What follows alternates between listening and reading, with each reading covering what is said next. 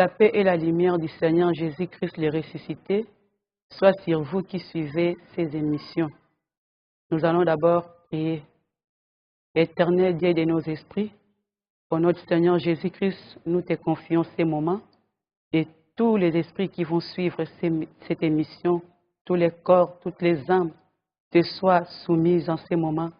Nous lions toute influence satanique, diabolique, humaine, spirituelle qui peut s'opposer à ces messages et nous les renvoyons dans les abîmes les plus profonds sans retour au nom de Jésus-Christ. Que le Saint-Esprit dispose nos cœurs à écouter ces messages, que le pierre, les épines soient brisées, ôtées et que nos cœurs de chair nous soient donnés et que ces messages soient mis en application au nom de notre Seigneur Jésus-Christ. Nous avons ainsi prié. Amen.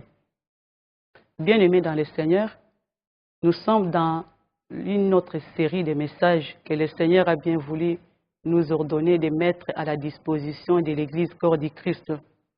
Le message de ces jours, c'est la Bible et le cadavre.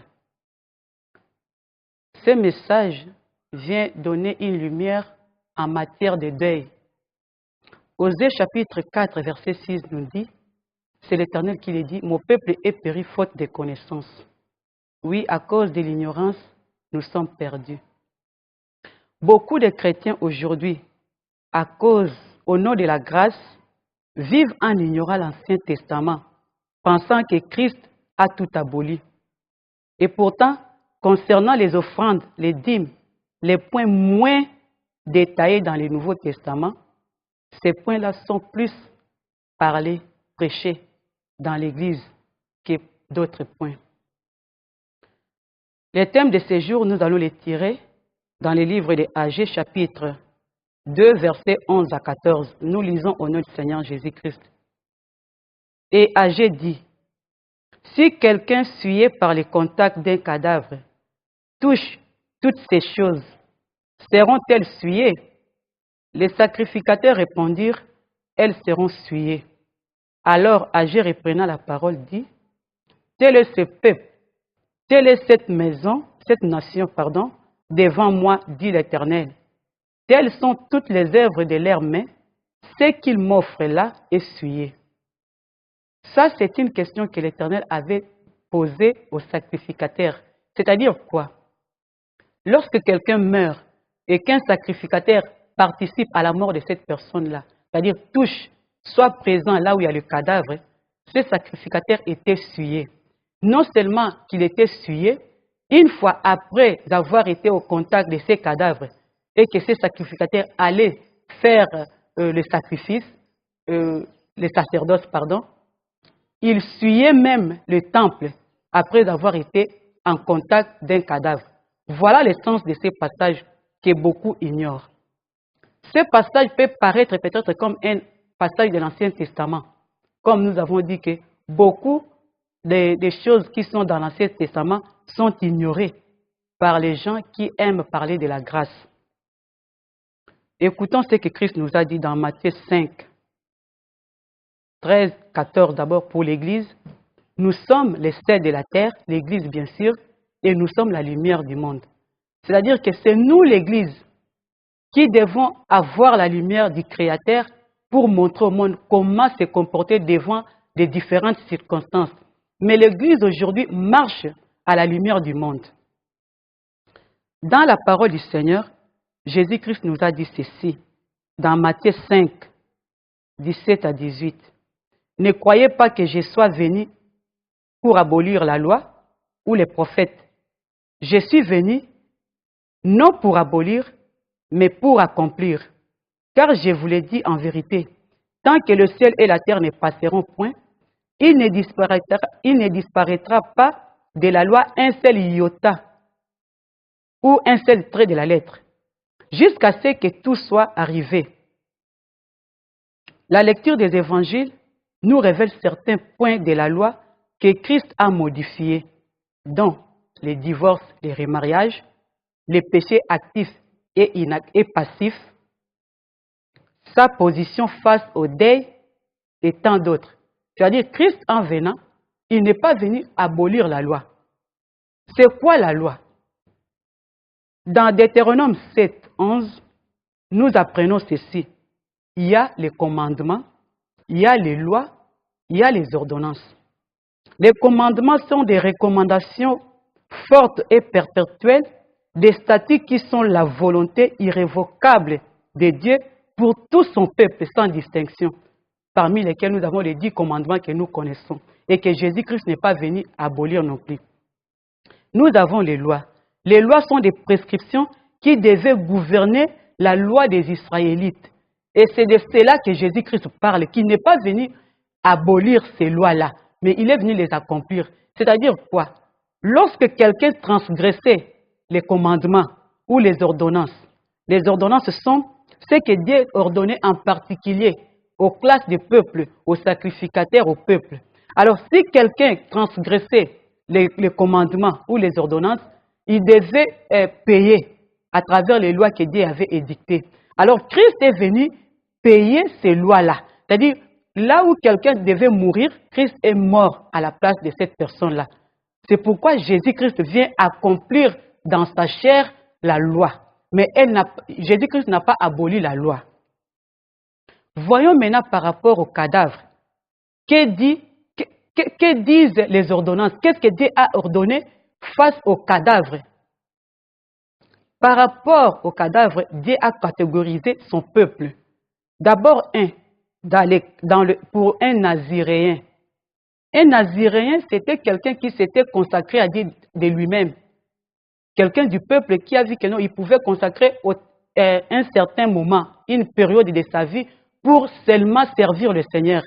Avec ces Naziréens-là, Dieu avait donné une mode, une attitude à adopter pendant son Naziréen.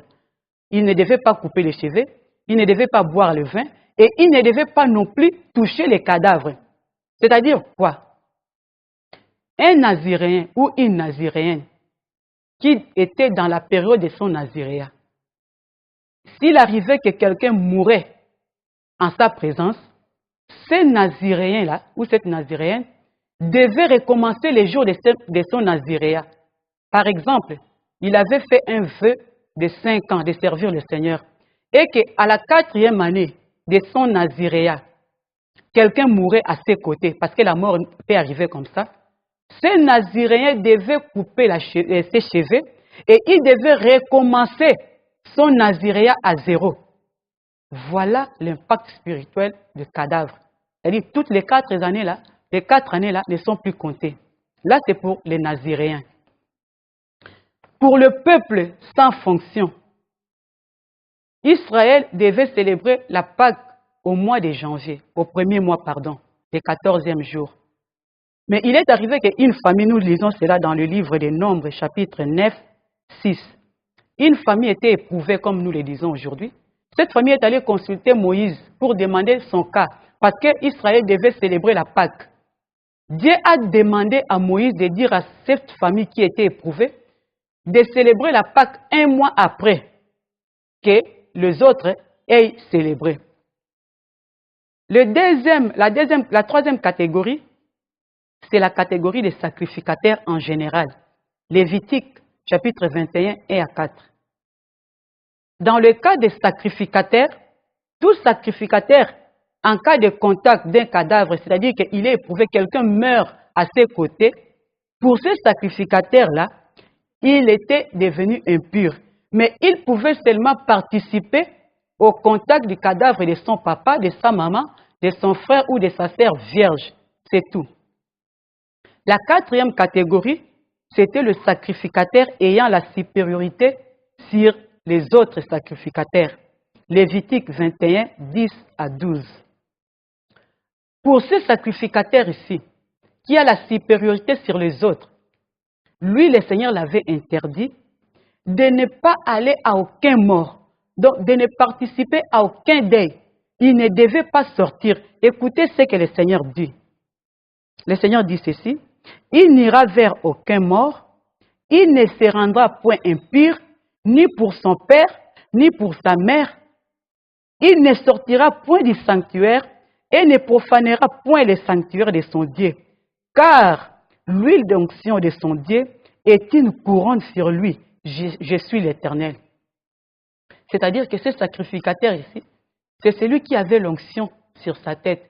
Et cette onction, Dieu la voit comme une couronne. Avec ces sacrificataires-là, il ne pouvait participer à aucun deuil. Voilà, voyons maintenant la pensée de Jésus-Christ par rapport au deuil. Là, c'est dans l'Ancien Testament. Dans le Nouveau Testament, nous allons d'abord voir que du ministère de Jésus-Christ à partir de 30 ans jusqu'à sa fin, aucun jour Jésus-Christ n'avait participé à un deuil jusqu'à l'enterrement. Christ allait à un deuil pour la résurrection. Nous allons prendre l'exemple d'un disciple.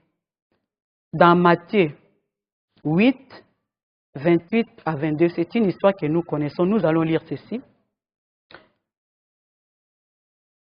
Un autre d'entre les disciples lui dit, « Seigneur, permets-moi d'aller d'abord ensevelir mon père. » Mais Jésus lui dit, « Suis-moi et laisse les morts ensevelir leurs morts. » Ce passage, beaucoup de chrétiens essayent d'interpréter ça comme si, au cas où quelqu'un, un chrétien, perdait un membre de sa famille, il pouvait aller à la mission et ne pas participer au deuil. Donc, apparemment, c'était comme une exception. La lumière, la révélation de ce passage est qu'il n'en est pas comme ça. Ce n'est pas comme ça que Jésus-Christ voulait faire. D'abord, nous devons comprendre que tout ce que Christ faisait, c'était des enseignements, c'était l'accomplissement de la loi. Dans chaque miracle de Jésus, dans chaque enseignement, il y avait un accomplissement de la loi. Ce que Christ voulait faire à travers ses disciples, il voulait accomplir la loi du cadavre dont nous venions de parler. Prenons l'exemple d'un cas social par rapport à ceux-là qui croient que c'est une exception. Si c'était une exception, que les disciples étaient envoyés en mission, socialement, Jésus-Christ allait envoyer même deux ou trois disciples pour aller compatir avec la famille et s'excuser pour l'absence du disciple. Mais ce n'était pas le cas. Deuxièmement, Jésus-Christ n'a pas voulu aller ressusciter ces cadavres parce qu'il fallait qu'il accomplisse la loi qui régit les cadavres. Voilà, voyons maintenant comment Jésus-Christ va accomplir la loi des cadavres.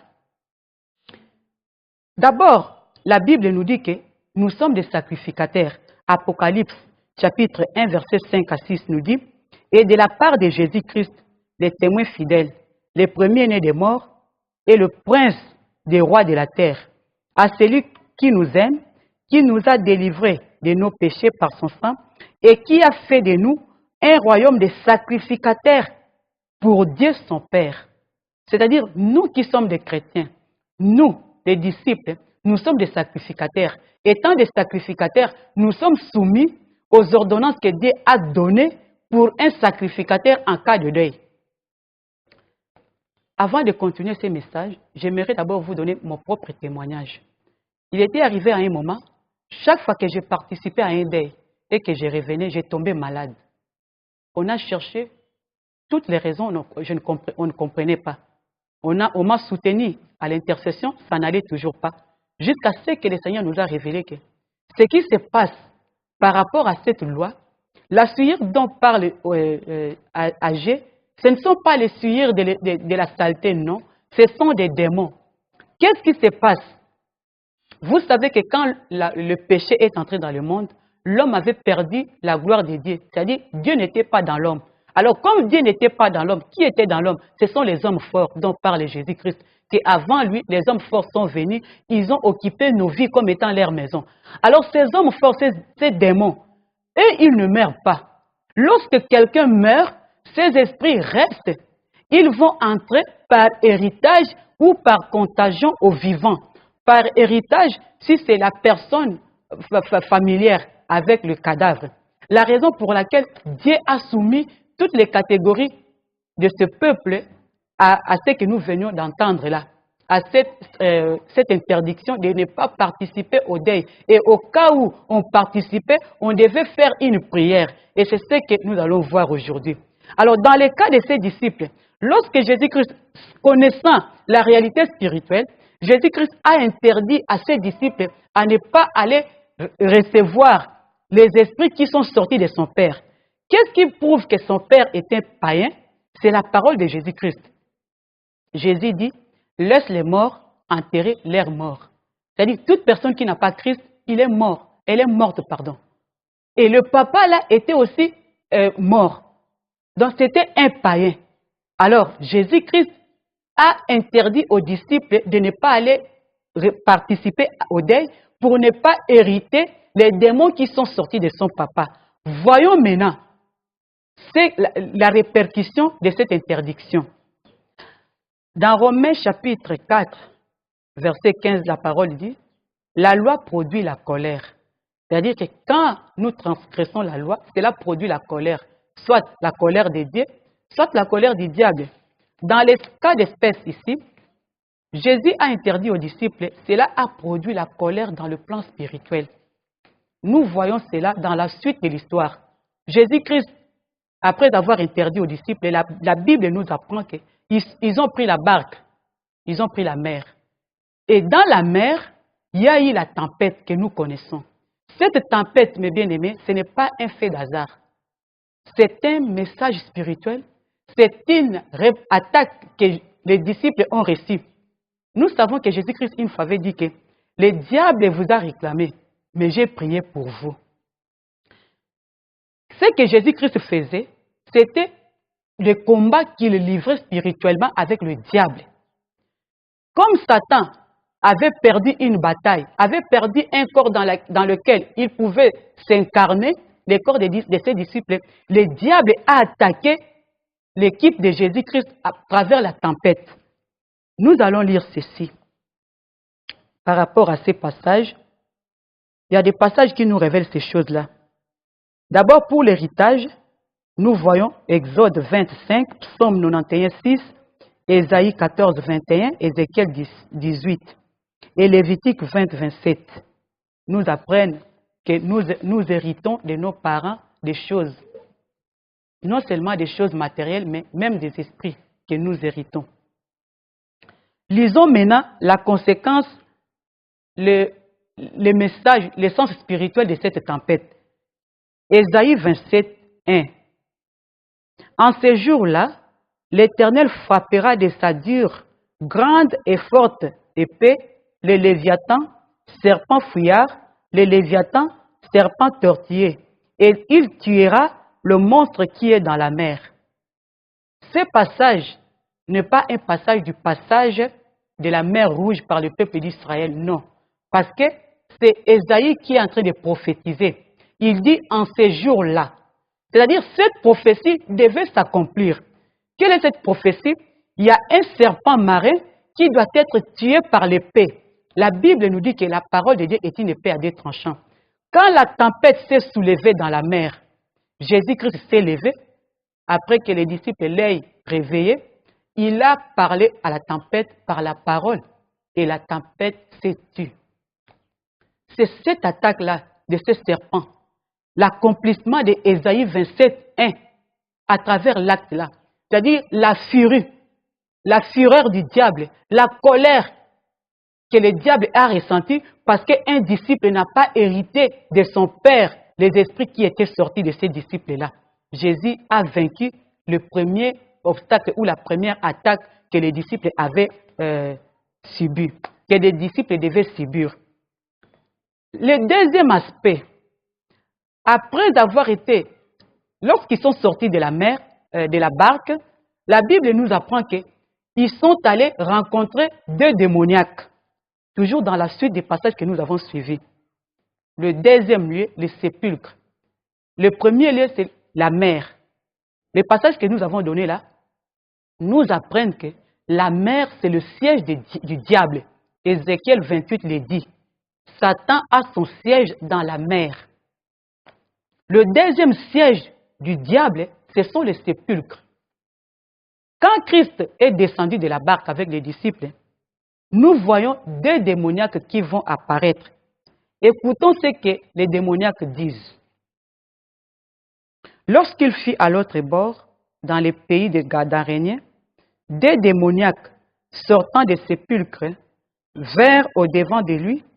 Ils étaient si furieux que personne n'osait passer par là. Et voici, ils s'écrièrent, qu'y a-t-il entre nous et toi, fils de Dieu? Es-tu venu ici pour nous tourmenter avant le temps?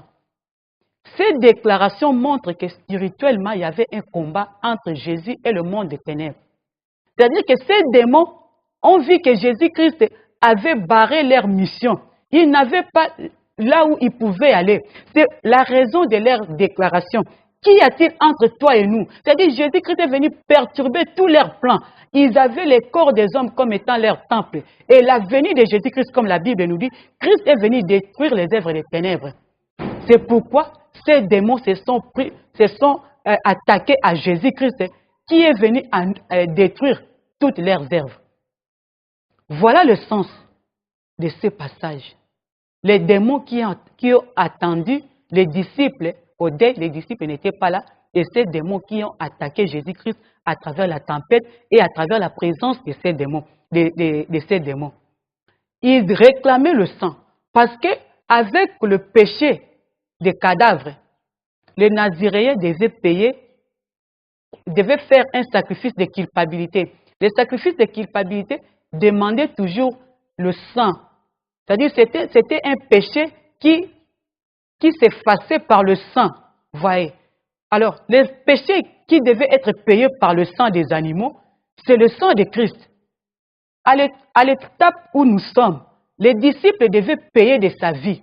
Pourquoi? Parce que ces péchés-là, cette transgression demandait un sacrifice de culpabilité, c'est-à-dire le sang devait couler. Alors, comme Christ est notre sacrifice, Jésus-Christ devait payer de sa vie pour que les disciples soient sauvés. Mais en ce moment-là, Christ n'était pas mort. Il fallait que le sang coule. Et le sang qui a coulé, c'est le sang des porcs. Qu'est-ce que les démoniaques ont dit? La Légion, la Légion demande à Jésus, envoie-nous dans le porc. Le porc, nous savons que c'est un animal souillé, un animal impur. C'est-à-dire cette image-là de l'impureté, les porcs qui devaient mourir, le sang de l'impureté qui devait couler pour que le péché soit apaisé, pour que la colère soit apaisée. Voyez, mes bien-aimés, que le sens spirituel des cadavres, c'est que les chrétiens ignorent sur le plan spirituel, nous recevons les esprits pendant la mort d'un proche.